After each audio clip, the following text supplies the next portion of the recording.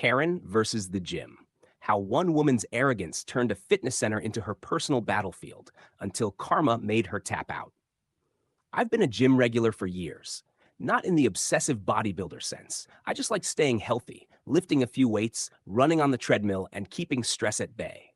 The gym I went to was nothing fancy, mid sized, family friendly, and affordable. You'd see everyone from college kids lifting heavy to moms on ellipticals to retirees walking the track. And then there was Karen. Karen was different. She wasn't there to work out, she was there to dominate. From the moment she walked in, you could tell she thought she was royalty. Loud voice, designer workout outfits that looked more like she was going clubbing than exercising. Phone always out, either snapping selfies or barking orders at staff. And she made sure everyone knew the rules, her rules. Karen had an iron grip on the place, despite not actually being in charge. If you were on a treadmill she wanted, she'd hover behind you, sighing dramatically until you got off. If someone didn't wipe down their machine fast enough, she'd loudly shame them like she was the hygiene police. She'd reserve multiple pieces of equipment by draping her towel across them, then disappear for 20 minutes. Worst of all, she constantly harassed the staff. "Excuse me, this water isn't cold enough. Why is the music so loud? I want my playlist on. I shouldn't have to pay for a guest pass. Don't you know who I am?" She acted like she owned the gym, and for a while it worked, because people just wanted to avoid conflict. But eventually she crossed me, and that's when her reign began to crack. It started on leg day. I was using the squat rack, the only one in the gym. I'd been at it for about 20 minutes when Karen strutted over, latte in hand, and not even dressed to work out.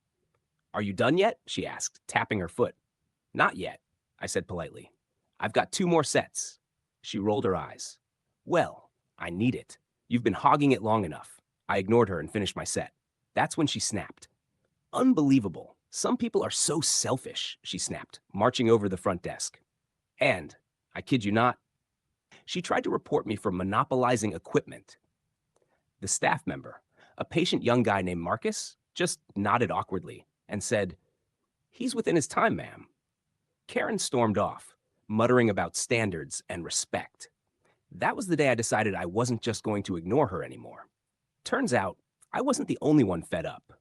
Over the next few weeks, I started chatting with other regulars. A college student named Jake, who Karen had accused of staring at her when he was literally just resting between sets. A mom named Sarah, who Karen once screamed at for letting her 10-year-old drink from the water fountain. An older guy named Frank, who Karen bullied off a bench mid-set. We all had our Karen stories. And when I asked the staff about her, Marcus sighed. "She's always like this. We've written incident reports, but management never does anything. They're afraid she'll make a scene and leave a bad review." That's when I knew. If management wouldn't handle her, we would. Revenge against a Karen requires planning. You can't just yell back. That makes you look like the bad guy. You need patience, strategy, evidence. So we started documenting every tantrum, every time she cut the line for a machine, every time she bullied staff.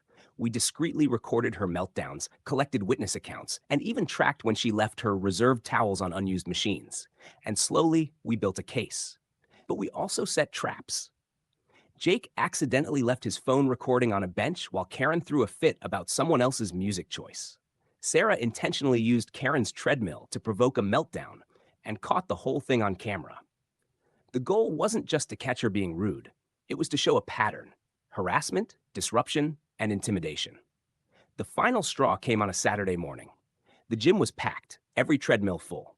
A woman in her 50s, clearly new to the gym, was jogging slowly. Karen stormed over, snapped her fingers, and said, "You need to get off. I always use this treadmill at this time." The poor woman looked terrified. I just started." Karen leaned in. "Do you even pay for a membership? You don't look like you belong here." That was it. I stepped in.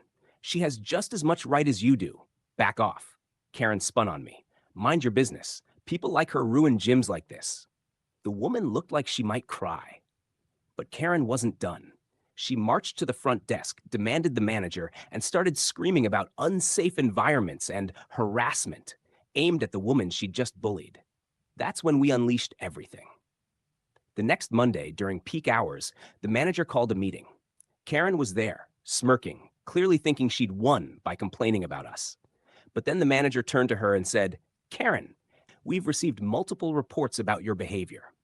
Karen froze. "Excuse me?" That's when Jake played the video of her screaming at the new woman. Then Sarah showed the clip of Karen reserving half the weight room with her towel. Then Marcus, the staff member, produced the log of complaints that had piled up over the last year. Every neighbor, every regular, every witness backed it up. Karen's face went from smug to furious to pale. "This is harassment," she screamed. "You're all conspiring against me." But the manager shook his head. "No, Karen, this is a pattern, and it ends today. Your membership is revoked."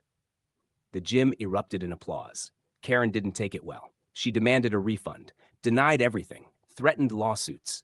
But the evidence was overwhelming. She'd signed the membership contract, which included a clause about harassment and disruptive behavior. She had no case.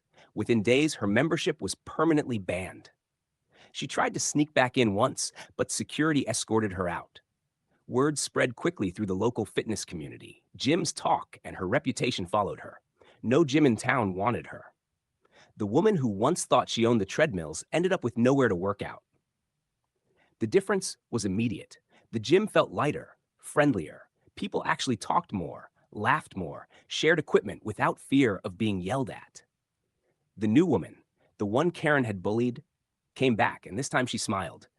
"Thank you," she whispered to me one morning. "I almost quit, but you stood up for me." I shrugged. We all did.